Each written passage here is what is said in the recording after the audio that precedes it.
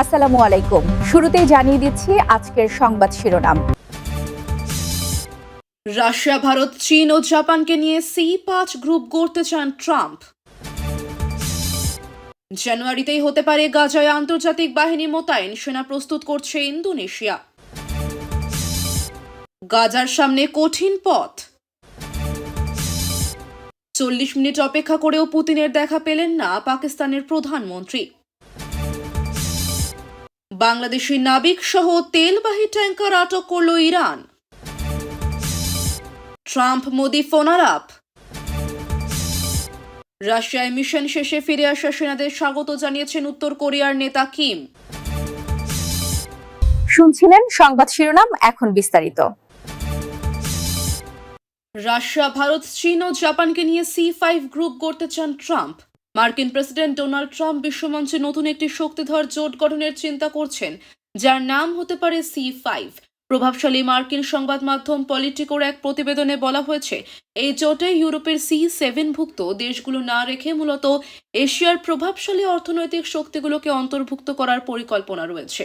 পলিটিকোর তথ্য অনুযায়ী সম্ভাব্য C5 জোটে থাকতে পারে যুক্তরাষ্ট্র, চীন, ভারত, জাপান ও রাশিয়া।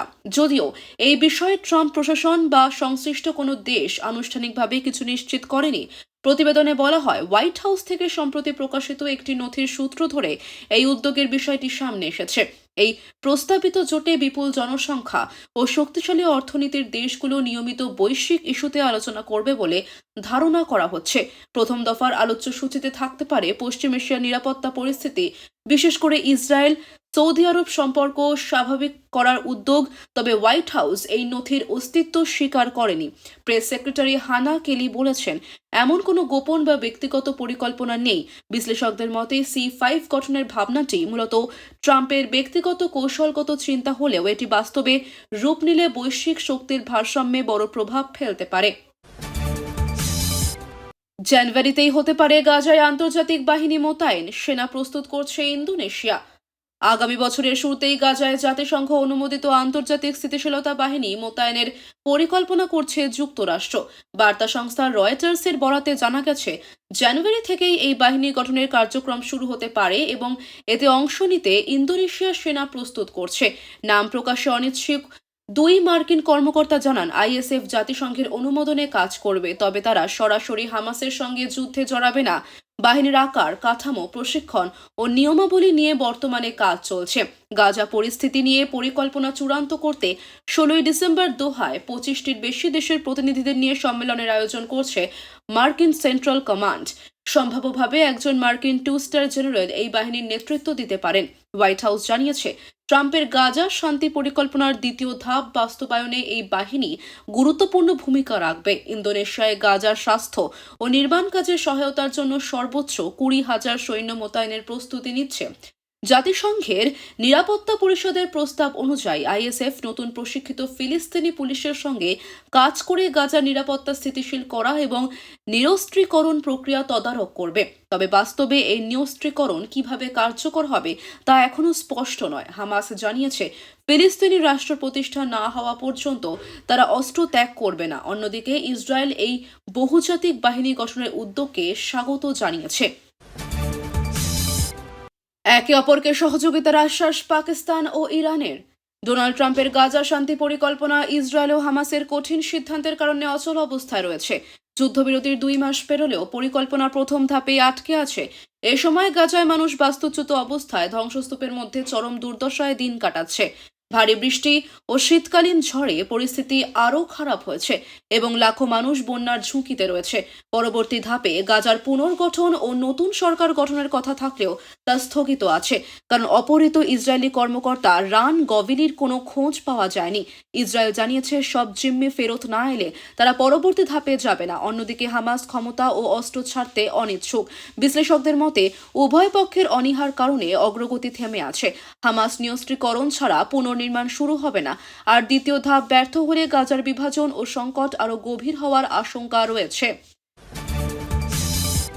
40 মিনিট অপেক্ষা করেও পুতিনের দেখা পেলেন না পাকিস্তানের প্রধানমন্ত্রী। তুর্কমেনিস্তানে আয়োজিত আন্তর্জাতিক ফোরামে পাকিস্তানের প্রধানমন্ত্রী শাহবাজ শরীফ এবং রাশিয়ার প্রেসিডেন্ট ভ্লাদিমির পুতিনের মধ্যে বৈঠক নির্ধারিত থাকলেও তা ঠিক সময় মতো শুরু হয়নি। প্রায় 40 মিনিট ধরে পুতিনের অপেক্ষায় থাকা শাহবাজ বিরক্ত হয়ে বৈঠক কক্ষ ত্যাগ করেন। জানা গেছে, পুতিন নির্ধারিত সময়ের আগে তুরস্কের প্রেসিডেন্ট রিসেপ তাইয়্যিপ এরদোয়ানের সঙ্গে একান্ত বৈঠকে ব্যস্ত ছিলেন, যা পরিকল্পিত সময়কে ছাড়িয়ে দীর্ঘ সময় চলেছে। শাহবাজ শরীফ পাকিস্তানের পররাষ্ট্রমন্ত্রী ইসহাক দারকে সঙ্গে নিয়ে আলাদা কক্ষে অপেক্ষা করেছিলেন, তবে অবশেষে তিনি পুতিন এরদোয়ান বৈঠক চলা কক্ষে প্রবেশ করেন। এটি কি আমন্ত্রণে করা হয়েছিল নাকি তার নিজস্ব সিদ্ধান্ত ছিল তা স্পষ্ট নয়। এই ঘটনা সোশ্যাল মিডিয়ায় দ্রুত ভাইরাল হয়ে কূটনৈতিক শিষ্টাচারের ভুল হিসেবে ব্যাপক আলোচনার সৃষ্টি করেছে। বাংলাদেশি নাবিক সহ তেলবাহী ট্যাঙ্কার আটক করল ইরান। ইরান ওমান উপসাগরে একটি তেলবাহী ট্যাঙ্কার আটক করেছে, যাতে ভারত, শ্রীলঙ্কা ও বাংলাদেশের 18 জন নাবিক ছিলেন। ইরানি গণমাধ্যম জানায়, শুক্রবার রাত থেকে শনিবারের মধ্যে ট্যাঙ্কারটি আটক করা হয়। দক্ষিণাঞ্চলীয় হরমুজগান প্রদেশের এক কর্মকর্তা উদ্ধৃতি দিয়ে ফার্স বার্তা সংস্থা জানিয়েছে, ওমান সাগরের উপকূলের কাছে 6 মিলিয়ন লিটার চোরাচালানকৃত ডিজেল বহনকারী ট্যাঙ্কারে অভিযান চালানো হয়। জাহাজটির নেভিগেশন ব্যবস্থা বন্ধ ছিল বলে দাবি করা হয়েছে।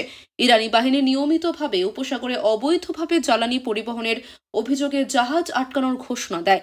ইরানের খুচরা জ্বালানির দাম বিশ্বের সবচেয়ে কম হওয়ায় তা চোরাচালানের লাভজনক। এই জব্দের ঘটনা যুক্তরাষ্ট্র ভেনেজুয়েলার উপকূলে একটি তেলবাহী ট্যাঙ্কার জব্দের 2 দিন পর ঘটে। ট্রাম্প মোদি ফোনালাপ। ভারতের প্রধানমন্ত্রী নরেন্দ্র মোদি ও যুক্তরাষ্ট্রের প্রেসিডেন্ট ডোনাল্ড ট্রাম্পের মধ্যে ফোনালাপ হয়েছে এমন এক সময় যখন দুই দেশের সম্ভাব্য বাণিজ্য চুক্তি ও শুল্ক ইস্যু নিয়ে টানাপোড়েন চলছে। এনডিটিভির তথ্যানুযায়ী দুই নেতা ভারত মার্কিন সম্পর্কের সামগ্রিক অগ্রগতি নিয়ে সন্তোষ প্রকাশ করেন এবং সম্ভাব্য বাণিজ্য চুক্তিকে বিশেষ গুরুত্ব দেন। তারা দ্বিপক্ষীয় বাণিজ্য বাড়াতে চলমান প্রচেষ্টার গতি বজায় রাখার ওপর জোর দেন। আলোচনায় প্রযুক্তি, জ্বালানি, প্রতিরক্ষা ও নিরাপত্তা খাতে সহযোগিতা সম্প্রসারণের বিষয় উঠে আসে। বিশেষভাবে যুক্তরাষ্ট্র ভারত কম্প্যাক্ট কাঠামোর বাস্তবায়ন নিয়ে মতবিনিময় হয়, যার লক্ষ্য সামরিক অংশীদারিত্ব, বাণিজ্য ও প্রযুক্তিগত সহযোগিতা ত্বরান্বিত করা। দুই নেতা পারস্পরিক স্বার্থ সংশ্লিষ্ট গুরুত্বপূর্ণ চ্যালেঞ্জ মোকাবিলা ও অগ্রাধিকার বাস্তবায়নে ঘনিষ্ঠভাবে কাজ করার ব্যাপারেও একমত হন। ফোনালাপের পর মোদি সামাজিক যোগাযোগ মাধ্যম এক্সে জানান, ট্রাম্পের সঙ্গে তার আলোচনা ছিল উষ্ণ ও ফলপ্রসূ। তিনি বলেন, আঞ্চলিক ও আন্তর্জাতিক পরিস্থিতি নিয়েও মতবিনিময় হয়েছে এবং ভারত ও যুক্তরাষ্ট্র বৈশ্বিক শান্তি, স্থিতিশীলতা ও সমৃদ্ধির জন্য একসঙ্গে কাজ করে যাবে। এই ফোনালাপের পটভূমিতে রয়েছে যুক্তরাষ্ট্রের শুল্ক সিদ্ধান্ত। ট্রাম্প প্রশাসন রাশিয়া থেকে অপরিশোধিত তেল কেনার শাস্তি হিসেবে ভারতের ওপর অতিরিক্ত 25% শুল্ক আরোপ করেছে, যা আগের শুল্কের সঙ্গে যোগ হয়ে ভারতীয় পণ্যের ওপর মোট শুল্ক হার 50% পৌঁছেছে। রাশিয়ায় মিশন শেষে ফিরে আসা সেনাদের স্বাগত জানিয়েছেন উত্তর কোরিয়ার নেতা কিম। রাশিয়ার দায়িত্ব পালন শেষে দেশে ফেরা উত্তর কোরিয়ার একটি সেনা ইঞ্জিনিয়ারিং ইউনিটের জন্য পিয়ংইয়ংয়ে স্বাগত অনুষ্ঠানে অংশ নেন দেশটির নেতা কিম জং উন। রাষ্ট্রীয় সংবাদ সংস্থা কেসিএনএ জানায়, ইউক্রেন যুদ্ধের প্রেক্ষাপটে রাশিয়ার পক্ষে লড়াই করা উত্তর কোরীয় সেনাদের প্রকাশ্যে সম্মান জানানো হয়। কিম তার ভাষণে ওয়ার্কার্স পার্টি অফ কোরিয়ার আদেশ পালনে বীরত্ব, সাহসিকতা ও আনুগত্য প্রদর্শনের জন্য সেনাদের প্রশংসা করেন। কোরিয়ান পিপলস আর্মির 528তম ইঞ্জিনিয়ারিং রেজিমেন্টকে প্রায় 120 দিনের জন্য বিদেশে মোতায়েন করা হয়েছিল। কেসিএনএ প্রকাশিত ভিডিওতে দেখা যায়, ইউনিফর্ম পরিহিত সেনারা বিমানে করে দেশে ফিরছেন এবং কিম একজন আহত সেনাকে জড়িয়ে ধরছেন। ইউনিটটি ইউক্রেন যুদ্ধ চলাকালে রাশিয়ার কুরস্ক অঞ্চলে যুদ্ধ ও প্রকৌশলগত কাজ, বিশেষ করে মাইন পরিষ্কারে গুরুত্বপূর্ণ ভূমিকা পালন করেছে। দুই দেশের পারস্পরিক প্রতিরক্ষা চুক্তির আওতায় উত্তর কোরিয়া রাশিয়ায় উল্লেখযোগ্য সংখ্যক সেনা পাঠায়। কিম জানান, এই মিশনে 9 জন উত্তর কোরীয় সেনা নিহত হয়েছেন, যাদের মৃত্যু তিনি মর্মান্তিক ক্ষতি হিসেবে উল্লেখ করেন। রেজিমেন্টকে অর্ডার অফ ফ্রিডম অ্যান্ড ইন্ডিপেন্ডেন্সে ভূষিত করার ঘোষণা দেওয়া হয় এবং নিহত সেনাদের hero of the Democratic People's Republic of Korea উপাধি দেওয়া হয়। স্বাগত অনুষ্ঠানে ঊর্ধ্বতন সামরিক কর্মকর্তা, ক্ষমতাসীন দলের নেতা, সেনাদের পরিবার ও বিপুল জনতা উপস্থিত ছিলেন।